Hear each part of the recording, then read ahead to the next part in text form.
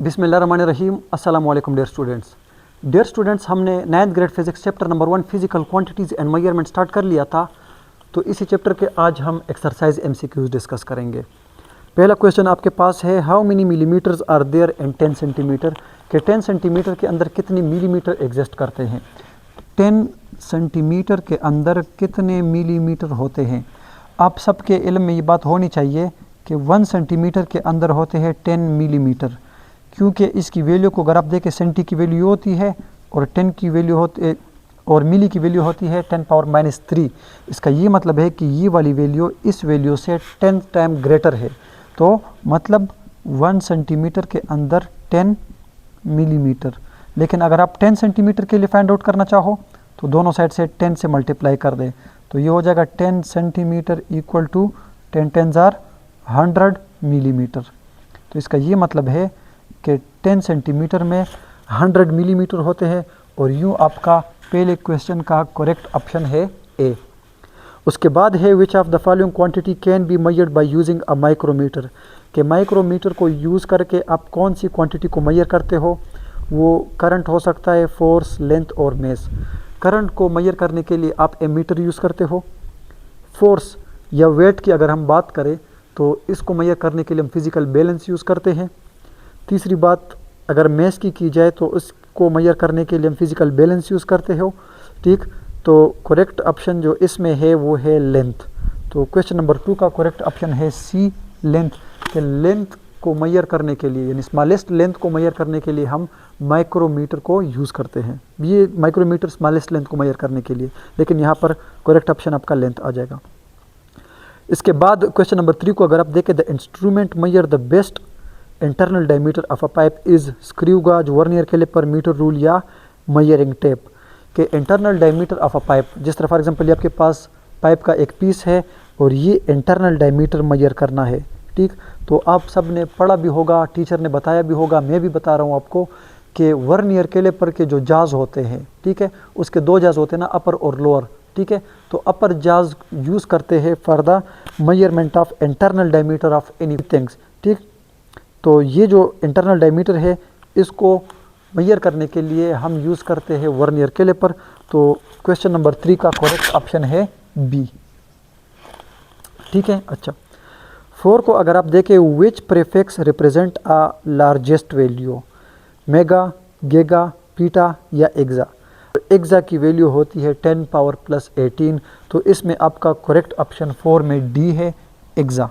ठीक, इसके बाद है, which of the following is the smallest prefix, atto, pico, nano, femto.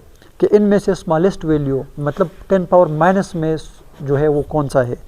तो एटो की जो वैल्यू है वो है 10 पावर माइनस 18, पिको की वैल्यू होती है 10 पावर माइनस 12, नैनो की वैल्यू होती है 10 पावर माइनस 9, फेमटो की वैल्यू होती है 10 पावर माइनस 15। तो करेक्ट ऑप्शन इस 5 में ए है, जो कि एटो है, और A2 की वैल्यू होती है 10 पावर माइनस 18। इसके बाद क्वेश्चन नंबर 6 में कहा जाता है कि विच of the following numbers show 1 significant digit. तो इसमें आपके पास A है 1.1, B है 6.0, C है 7.1 और D है आपके पास 6 × 10 पावर 2। कि इन 4 नंबर्स में कौन से नंबर के अंदर 1 सिग्निफिकेंट फिगर है। तो इसके अंदर 2 है, इसके अंदर भी 2 है, इसके अंदर भी 2 है, इसके अंदर 1 है। हमने रूल पढ़ा था कि 10 की पावर को हम हटाएंगे, लास्ट रूल जो हमारे पास था। तो इसमें 1 सिग्निफिकेंट डिजिट है, तो इसीलिए क्वेश्चन नंबर 6 में आ जाएगा डी। क्वेश्चन नंबर 6 में क्या आ जाएगा, डी। 7 क्वेश्चन में पूछता है, which of the following number show 4 significant digits, कि कौन से नंबर के पास 4 सिग्निफिकेंट डिजिट्स है। और उसमें जो ए ऑप्शन है वो है 900.8, बी ऑप्शन है 4, सी है 5174.00, डी ऑप्शन है 0.0002। के इन 4 नंबर्स में से कौन से नंबर के पास 4 सिग्निफिकेंट डिजिट्स है। तो इसमें 4 है, ये तो मतलब नंबर 4 है लेकिन इसका 1 है, तो ये नहीं हो सकता। इसके अंदर कितने 1 2 3 4 5 6, ये भी नहीं हो सकता। इसके अंदर कितने, ये तो काउंट नहीं होंगे, सिर्फ ये एक होगा, ये भी नहीं हो सकता। तो क्वेश्चन नंबर 7 में आपका करेक्ट ऑप्शन ए है। ठीक है। अच्छा, क्वेश्चन नंबर 8 में आपको पहले बता देता है कि light year is the distance travelled by light in 1 year. It travel about 9.460 multiply 10 power 15 metre. Question number 8 है, कहता है कि जो आपके पास लाइट ईयर होता है इसकी वैल्यू होती है 9.460 मल्टीप्लाई 10 पावर 15 मीटर। अब कहता है how many significant figures are there in this number, कि इस नंबर के अंदर कितने सिग्निफिकेंट फिगर है। पहला ऑप्शन है 6, बी ऑप्शन है 2, सी ऑप्शन है 3 और डी ऑप्शन है 4। तो आप देखें इस 10 पावर को अब तो आप पहले हटा दें, ये नंबर बचा 9.460, तो 1 2 3 4, तो इसमें करेक्ट ऑप्शन आपका आ जाएगा डी। तो 8 में आपका करेक्ट ऑप्शन क्या होगा, डी होगा।